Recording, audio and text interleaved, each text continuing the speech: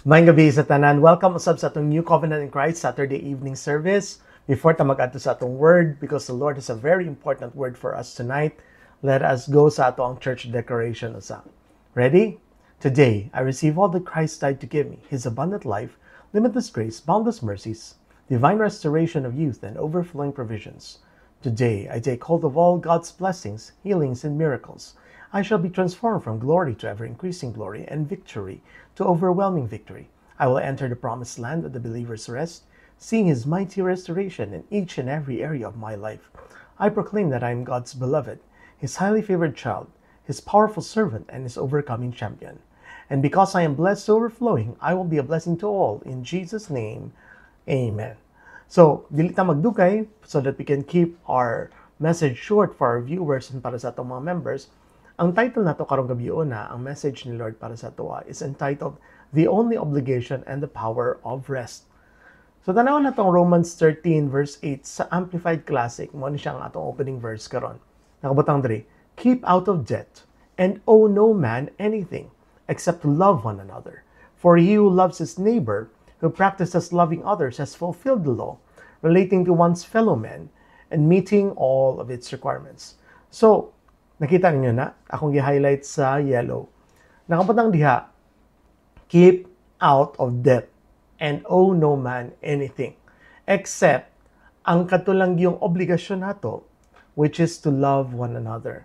Remember that we are called to love one another. Not only are we asked to love one another, we are actually commanded by the Lord to love one another. That means, nganong commandment siya, Pastor? Because it's not supposed to be feeling-based. It's supposed to be intentional. It's supposed to be determined. It means you are determined to love your brother or your sister no matter what happens or no matter how you are being treated. And at the same time, it is also an obligation because 1 John 4:19 tells us that we love because He first loved us. We love others and we love God because the Lord loved us first. So ang atong obligation is to love other people. Mo na ingon si Lord, ang atong obligation should be that. It should not be, sige tago ko utang. It should not be that we will always borrow money so that we can afford the finer things in life or kana mga luho nato diri sa kalibutan. But mo nang advice ni Lord sa tuwa that we should keep out of debt or as much as possible, bawason nato or walaon nato ang utang sa ato ang kinabuhi. Ngande, unsa day mga attitude sa mga people with respect to debt? Tanaw nato diri sa Psalm 37 verse 1:21 to 22. Nakabutang diri, the wicked borrow and never repay, but the godly are generous givers. The Lord blesses, those the Lord blesses will possess the land. Wala na'y curse para sa mga New Covenant Christians because si Lord nagsulti sa Galatians 3:13 ngayon na iya nang gibayran ang curse by becoming accursed on that cross. So, wala na ng curse karon. Under sa New Covenant, we only have a covenant of blessing according pa sa Isaiah 54 sa New Living Translation. So therefore, ang atuwa karon is dapat daw, according din sa pulong sa Ginoo, ang mga righteous daw, they generously give. Pero lain kayo no, kay ang mga tao daw, mga daotan or mga wicked daw diri sa kalibutan, kusog daw mangutang, pero dili daw kabalo mo bayad. Mo na nakabutang diri sa Psalm 37 verse 21. And katawanan kay because this just precedes a verse that is very famous. The steps of the righteous are directed by the Lord. And mo ni siya mga bersikulo just before that verse. Pero nobody really knows this verse. Except karon we are taking it up sa Word of God. Nganong dili man ni Lord gusto nga magkautang-utang tang. Ang dili man niya gusto nga mabaon ta sa utang. Because according to Proverbs 22 verse 7b, sa second part niya, the borrower is slave to the lender. Ang nakautang daw, mura daw ulipon sa mga tao nga iyang giutangan. And that does not only refer to money, but that refers to utang na loob, that refers to other obligations. So, gusto ni Lord nga dili ta maging ulipon sa abang tao. Gusto ni Lord nga dili po ta maging ulipon sa kwarta. Kaya ningon ba siya nga, no man can serve two masters. No man can serve both God and money. Ang gusto niya, ang focus nato diri sa kalibutan is siya. Siya ang atong alagaran, siya ang atong higugmaon, siya ang ato ang bayawon. dili niya gusto nga nakafocus ta sa kwarta. Kay sometimes kung diri sa kalibutan, we are living lives ba nga kanang very finances conscious or kanang gusto tag mga nindot nga mga butang, gusto tag kanang mga dako nga mga luho, gusto tag mga things nga mga mahalon. And that is the culture of this world. We are being trapped into large debts nga dili na to kaya mo. Adto ka lang sa mall, unya nanay mga tao nga magduol sa imuha, mag-offer og credit card. Sa mga text na to makadawat ta, need a loan, nanay mga inana nga mga text karon para lang makautang ka. And even sa mga online shopping, nana sila yung mga pautang pod. Even ang GCash allows you G-loan. Even ang anything right now. Because kabalo sila, it's a good investment. If people can get you to borrow money and repay that in huge interest and penalties, then dako kayo ng kwarta para sa ilaha. And at the same time, ang katunang hulampod, dali lang po ta matintal. And sometimes Satan knows that. He tempts us with nice things, nice places, and mga things nga mga luxuries dali sa kinabuhi because he wants us and then offeran tag mga terms like buy now, pay later, or kanang maka-discount ka sa inaani pero dako kag bayron nun later. Murag inana ba? So sometimes it's very, very attractive. And without noticing, the people of this world and even mga Kristohanon, nagagukod na sila sa ilang mga bayronon, nagagukod na sila sa ilang mga debts nga bayronon. And then, lisod na kaay para sa ilaha because they are always striving, always working, always doing the things just so that they can repay the debts nga they used to buy things nga nobody even cares about. That sometimes people want to be like other people. Sometimes gusto na to. Sometimes masina ta. Sometimes na yung mga uban people nga they want to enjoy this and then not knowing that the price comes later. So gusto ni Lord nga ang focus na to dili sa kwarta, nasa iya ha. Gusto niya siya lang ang atong alagaran or siya lang ang ato ang master, dili ang kwarta or dili pud ang mga people nga ginautangan nato. So naay usa ka ministro nga gitagaan ni Lord og inaning klase nga revelation. Ang pangalan niya si Craig Hill. Si Craig Hill gipakita ni Lord sa iya that the borrower is slave to the lender. So ingon si Lord sa iyang kasing-kasing nga Craig, dapat walay utang imong kinabuhi as much as possible. Ano siya nga, Lord, naman ko'y housing loan. Or ang housing loan na to diri sa Pilipinas, ang tawag nila na dito sa US is mortgage, home mortgage, or mortgage ilang balay. So, naamang may ginabayaran, Lord, pati ka na, Lord. Napod si Lord siya, utang man na, di ba? So, maayong mabayaran imo na. So, gitagaan siya wisdom ni Lord.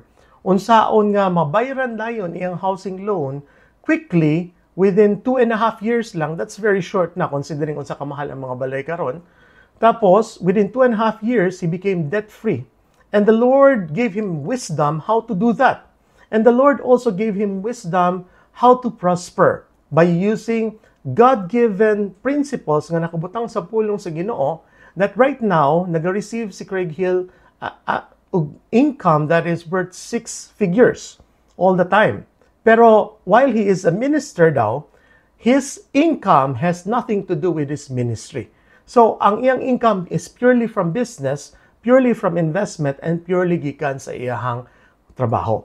So, kuyaw kaayo, no? Kay si Lord knows the eye, and He wants us to be living free ba nga, not debt conscious, or not conscious so much ang mga sigitag apas o mga bayronon. And one of the ways that the Lord wants us to do this is to be content sa mga gipanghatag na ni Lord sa atua. Sometimes you always want what other people have.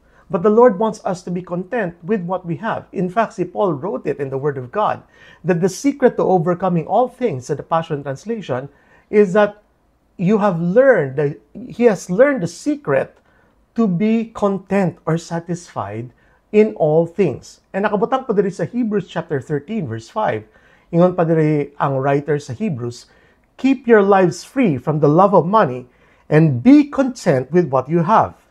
Because God has said, never will I leave you, never will I forsake you. So ginasulti diri sa pulong mismo sa Ginoo, under sa New Covenant, nga dapat walaon daw nato ang love of money diri sa ato ang kinabuhi. dapat wala daw ang atong hearts ana. Kaya nga sa Ecclesiastes chapter 5 verse 10, ingon mismo si King Solomon, ang pinaka-wise nga tao diri sa kalibutan is that those who love money will never be content.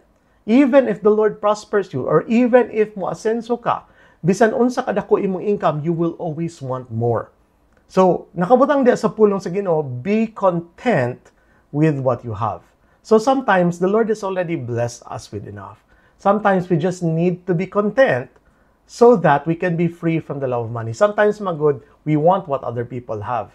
Pero naapoy times, di ko nagasulti nga daotan ang mangutang, ha? Because the Word of God does not really say nga dili maayo mangutang. Wa siya ningon nga kanang sala na siya. Ningon lang siya nga as much as possible, dili na to ibaon na atong sarili sa utang, aron dili ta maging slaves sa kwarta or maging slaves sa mga ginautangan nato. So para daw dili daw na mahitabo, para siya lang gyud ang atong focus nga master, dili ang money. Gusto ni Lord nga makontento ta sa unsay nasa atoa, and then kung dili siya necessary, dili na siya kaayo kailangan. Wala man nagsabi si Lord kay Pastor Craig nga dapat nga mali na imong gibuhat. Wala, dili na buti episode. Na ay mga times nga necessary gyud, like needs para sa atong family. Kanang necessary gyud siya nga gastos. Ang akong ginasulti is that gusto ni Lord nga dili ta magkautang sa mga things nga dili gyud kaayo kay nanglan. Like mga travel or mga other things or mga luho or mga outings, inana ba mo nang point ni Lord diha, so that we can live free, focus on the Lord only rather than trying to run after the payments that we need to make. Muna, makita nimo diha sa Bible, usab-usab gyud nga tema nga you be content with what you have.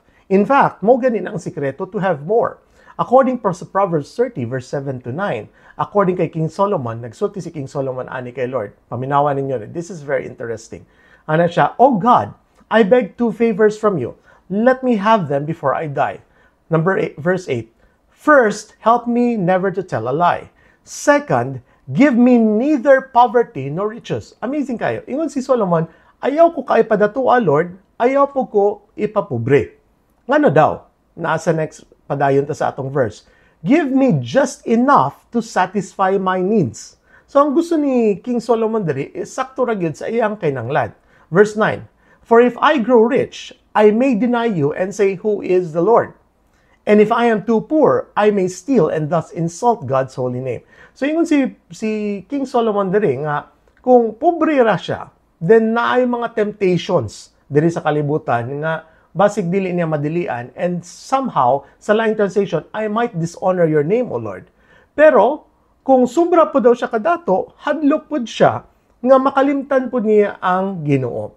And then the funny thing is, Solomon was the richest man that ever lived on this earth. So nganong inana? How is this? How can Solomon say nga neither give me riches nor poverty, and then he ended up become very rich? Because of this. The secret to becoming truly prosperous is by becoming content with what you have. Solomon apparently does not love money. Dili siya gahaman, dili siya selfish, dili siya greedy, pero somehow, because he is content or gusto niya just to have enough lang sa kinabuhi, the Lord sees his heart. And then, because of the wisdom po nga gi-pour out ni Lord sa iya tungod sa iyang nice nga prayer request katong bata pa siya, every decision that he make is tumpak yun, sakto yun kaayo. He was the wisest businessman that ever lived. Every business decision he made would always generate him more income. And the income he made from that would generate more income because he had the wisdom how to use the money that the Lord has given him. And that is the secret of Solomon. He is not after riches, but somehow the Lord blessed him with so much riches gihapon because the Lord was pleased with his heart. Of course, we know the story of Solomon. Nadala siya sa sin, sa iyang mga asawa. Also, excess po na siya. Nobody needs that many wives. Nobody needs that many concubines. But somehow, tungod sa excess, tama gyud siya. Ang excess gyud or too much can really lead you far away from the Lord. But Solomon repented of that and came back to the Lord. as you can see sa Ecclesiastes at the end of his life. Kaya ang sikreto gyud diha is nasa 1 Timothy chapter 6 verse 6. Nakabutang diri sa God's Word translation. A godly life brings huge profits to people who are content with what they have. So dako daw ka imo makuha kung kontento na ka sa imuhang naa sa imuhang gihatag ni Lord sa imuha. Amazing, no? And mo nang hitabo kay Solomon. Si Solomon kontento na. He only wanted his needs. But somehow, the Lord gave him much, much more because his heart wasn't for riches. His heart, at least for most of his life, was for the Lord. Ma-remember na kung sa katok na ko, so sa ka very well-known, very successful nga tigulang na kay nga lawyer diri sa Davao City. Ingon siya sa kwa, wala man ko nangandoy nga mo dato yuko. Ingon siya sa kwa nga, as long as makakaon lang kog 3 meals a day, lipay na ko ana, kontento na ko ana. And that is, I think, one of the secrets to his success sa iyang practice. Of course, one of the things na gusto ni Lord nato mahibalan, lalo na karong end times gyud, is always to be a good steward sa iyang ginahatan. Because nakabutang ba gyud dito sa Luke 16, verse 10 to 13, that whoever can be trusted with little can also be trusted with much. So, according sa pulong sa Ginoo, whenever you give to the Lord what belongs to the Lord, God Himself will rebuke the devourer. Unsa nang devourer, Pastor? Ang devourer is this demonic spirit that is murag makahurot na siya sa imong kwarta. Murag siya si Pacman nga sige kaon-kaon sa imong kwarta sa imuhang mga income. So, according pa sa Haggai chapter 1 verse 6, ingon ang mga pastors, mao ni siya ang trabaho sa devourer. Nakabutang diri, you have planted much but harvest little. You eat but are not satisfied. You drink but are still thirsty. You put on clothes but cannot keep warm. Your wages disappear as though you were putting them in pockets filled with holes. And that is what many Christians feel. Murag dili enough ang income. Daghan kay mga gastos ng mga. Sometimes that is the work of the devourer. And sometimes ang kailangan lang sa Christian is simple stewardship lang. Simply just giving to the Lord what belongs to the Lord. And the Word of God has promised that the devourer will be rebuked. Of course, wala ni curse under sa New Covenant. Akong usbon na because Galatians 3:13. But the blessings that the Lord has promised are still there. And God cannot lie. So, mo gina iyang way so that the devourer will be rebuked. Okay? For example, me, I have been tithing ever since I was a young Christian because I grew up with the teachings of Pastor Kenneth Hagin. Now, one of the things na ginatudlo niya is that, for example, ang allowance na was 50 pesos at the start. I tithed that unto the Lord. As a young person, as a young Christian, I have already learned that mo ginang prinsipyo sa pulong sa Ginoo, and that is the way that the Lord prospers His people. So, I gave 5 pesos of that unto the Lord. And then, it became 100. And then, I gave 10 pesos of that unto the Lord. And then, it became 1,000. And I gave 100 of that to the Lord. And it became 2,000. And I gave 200 of that to the Lord. And so on and so forth. And the Lord wants to keep us always getting promoted. He always wants to lift you up to the next level. He also always wants to bring us from glory to ever-increasing glory. Ang problem with most Christians is that naay point sa ilang kinabuhi nga naay dako kay nga blessing ibubo ni Lord sa ilaha, and then because sa kadako sa blessing makuyawan sila unya somehow ma-change ang attitude, something that they used to freely give mo anan sila nga dako ra kay Lord, so ako ang i-cambio, so I will give it as something else, or kini-considered na ni siya nga tithe unto the Lord. And because of that, the act of surrender, the principle of tithing ay surrender nimo nga dili na ikaw mag-decide kung unsay mabuhat sa imong tithe, disappears, and then you are not able to reach that next level because wala na, you stop there. But the Lord wanted to bring you up and up pagyud unta, more and more to glory, to ever-increasing glory. And that is where many Christians make that mistake. Kaya ang principle sa tithe is it is an act of gratitude and dependence on the Lord. According to Genesis 28 verse 22, si Jacob, ingon siya diri, everything that you give me, I will give a tenth to you as an offering to signify my gratitude and dependence towards you. So, it is actually whenever you do that, the Lord takes it as a sign that you are declaring a dependent ka sa iya, and then kini siya act ni siya nga pagpasalamat sa Ginoo. That is why it is very, very important. And another thing nga gusto ni Lord, mahibal-an nato tonight, para mo prosper gyud ta, is we need proper rest. Sa 1 Kings chapter 19 verse 4 to 8, nakabutang diri nga si Prophet Elijah just after he fought with the priest of Baal, mga hundreds of priests ni Baal dito sa mountain. Sa verse 4, morning ni tabo because gi-threaten siya ni Queen Jezebel nga patyon siya. Then sa verse 4, he went on alone into the wilderness, traveling all day. So gikapoy yun siya. He sat down under a solitary broom tree and prayed that he might die. I have had enough, Lord, he said. Take my life, for I am no better than my ancestors who have already died. Verse 5, then he lay down and slept under the broom tree. But as he was sleeping, an angel touched him and told him, get up and eat. So there are points in our life that we as Christians, or even sa atong trabaho, or even sa atong relationships, we become tired. And when we become tired, sometimes ma-stress ta. Or ang problema nato, murag feeling nato bugat ra kay para sa ato ang maalsa ma-carry nato. And then many Christians feel like this. Basta mag-agi na sila grabe nga challenges, mga sila, Lord, kuhain na ko, Lord. Or Lord, untang rapture na. Or Lord, lami na kayo mo uli sa imuha. And sometimes that is just a product of fatigue. And not lack of proper eating lang. Wala lang ka nakakaon or wala kay proper nutrition sa imong kinabuhi. So what happened, what the Lord sent an angel to feed him. And also, he was also directed to have proper sleep. Verse 6, he looked around and there beside his head was some bread baked on hot stones and a jar of water. So he ate and drank and lay down again. Then the angel of the Lord came again and touched him and said, get up and eat some more, or the journey ahead will be too much for you. Verse 8, so he got up and ate and drank, and the food gave him enough strength to travel 40 days and 40 nights to Mount Sinai, the mountain of God. So makita mo diha nga, even though si Elijah wanted to die already, he just needed proper sleep and proper rest. And he was ready again to do the mission nga gusto ni Lord ipabuhat sa iya. Nakalimtan na to niya ang depression, nakalimtan na niya ang ihang kaguon, nakalimtan na niya ang ihang kakapoy because he just needed proper sleep and rest.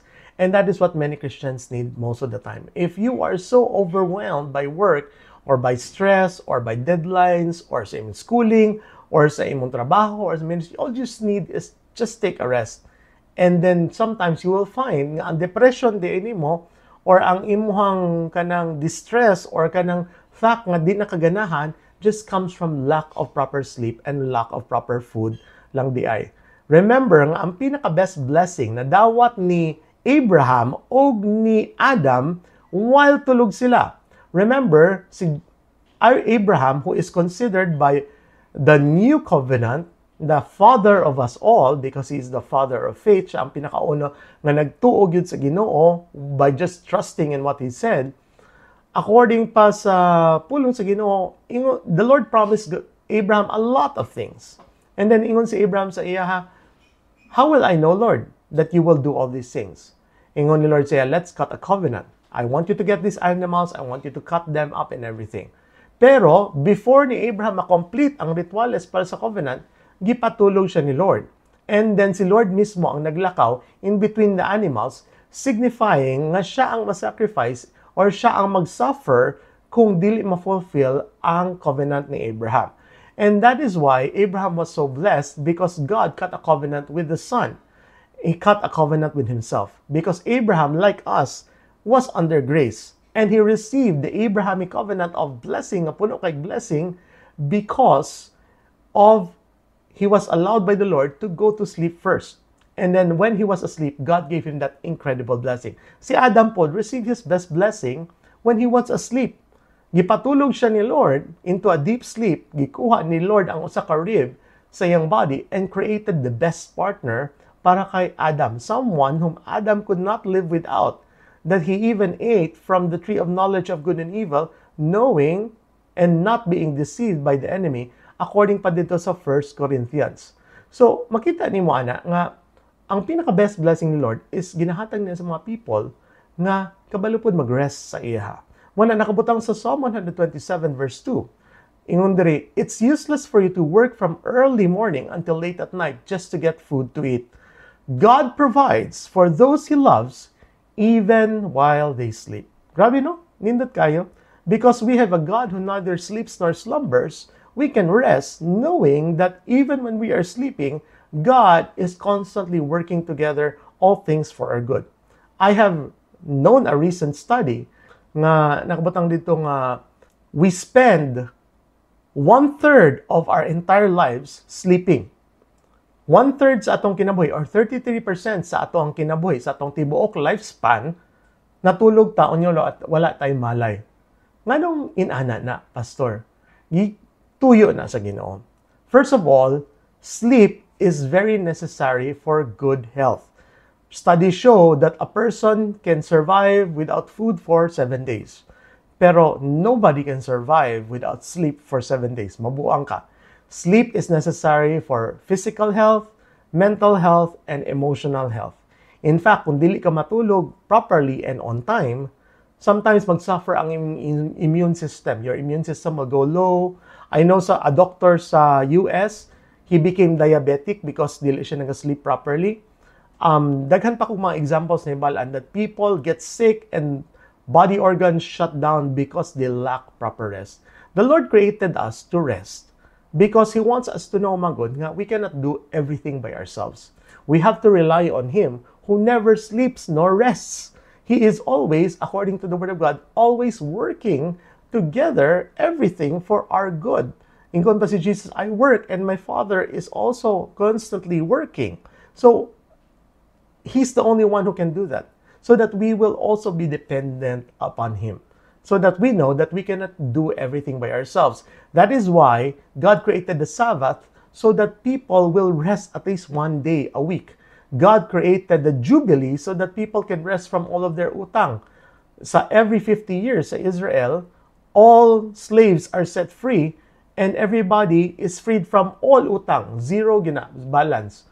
So that's also a good thing because the Lord lagi does not want His people to be buried by debt.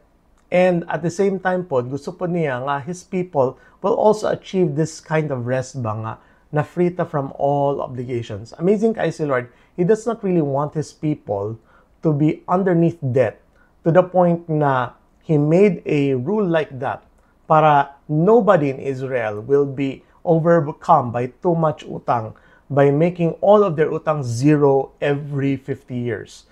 In fact, ma-surprise ka that the Lord has a lot of things to say about stewardship and money. Because kung tanawon din mo sa Bible, I've heard several preachers on this na, ingon po sila nga, ang verses sa New Testament about faith is only 215 verses. Ang verses about salvation sa New Testament is only 218 verses.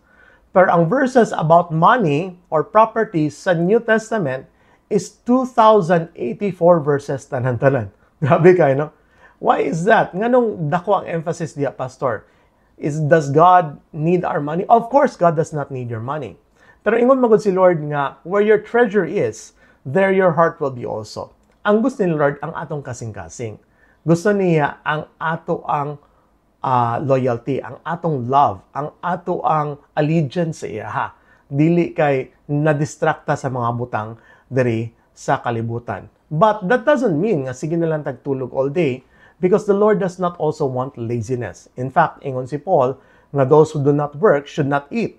Ingon pod si Paul nga ang person nga dili makaprovide para sa iyang family is worse than an unbeliever. In fact, nakabutang po diri sa Ecclesiastes 9 verse 10, ingon po si King Solomon diri, work hard at whatever you do, because there will be no action, no thought, no knowledge, no wisdom in the world of the dead, and that is where you are going.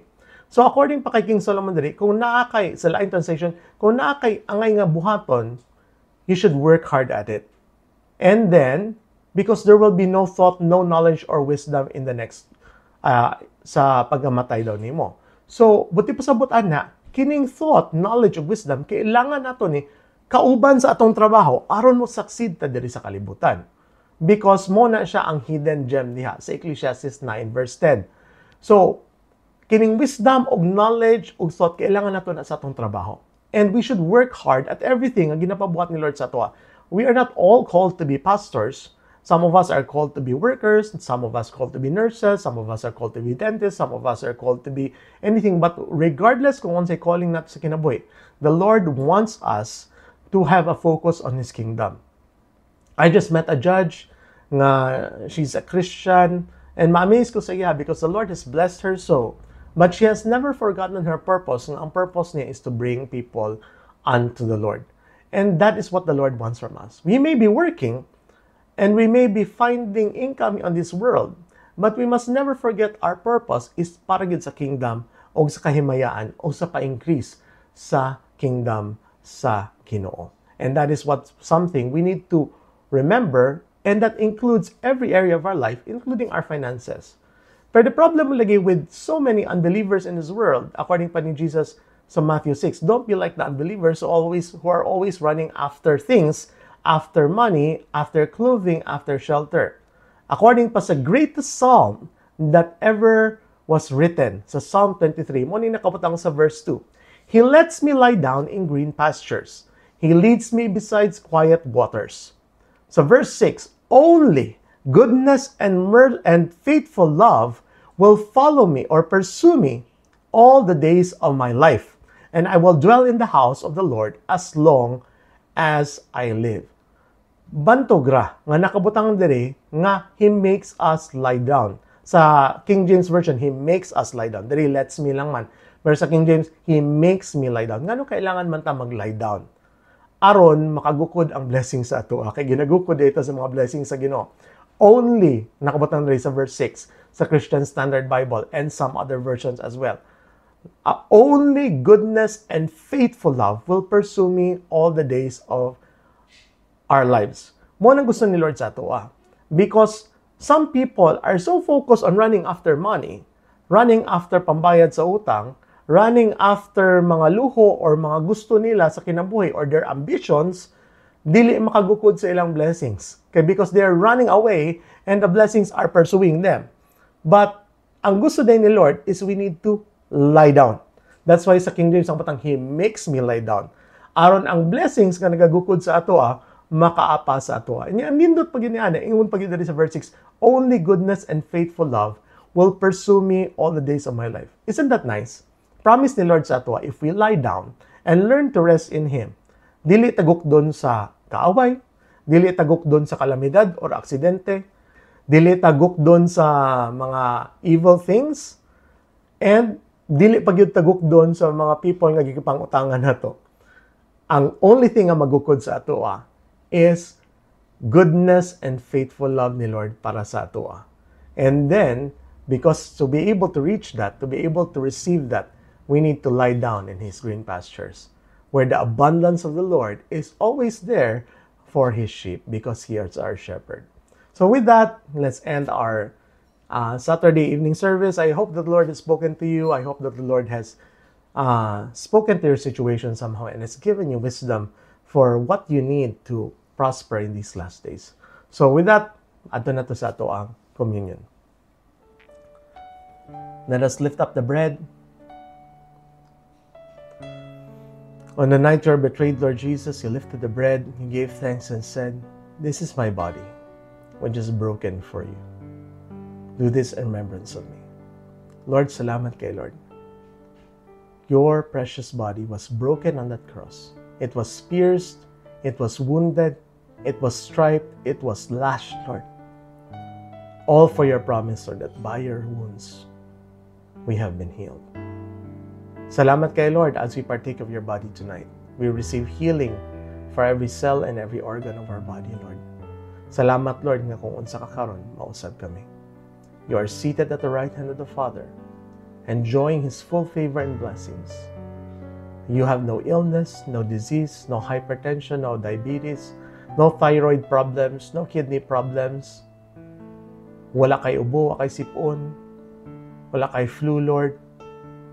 Salamat kay Lord for Your promise that as You are, so are we in this world. Let us partake of the body of the Lord Jesus.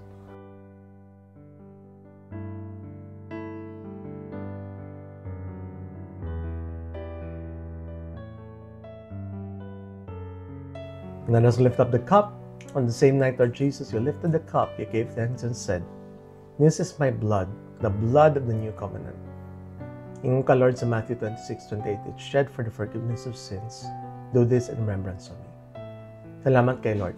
Na ang forgiveness ni mo sa amo, Lord Jesus, is for all of our sins. Ingon ka, Lord, sa 1 John, that your blood cleanses us from all sin. And it includes all of our sins of our entire lifetime, Lord, past, present, and future. You became sin so that we will become the righteousness of God in you. And because we are righteous, Lord, every blessing, every favor, and every promise in your word is ours. Therefore, Lord, as we drink your blood tonight, we receive every victory and every good thing that you have promised in your word. For you have said, Lord, no matter how many thousands of promises there are in your word, they are all yes and amen in Christ Jesus. Let us partake of the blood of the Lord Jesus. Hallelujah. Thank you so much, Lord, for our viewers tonight, Lord. We believe, oh God, you're going to give them a breakthrough in all of their finances, Lord. Salamat, Lord.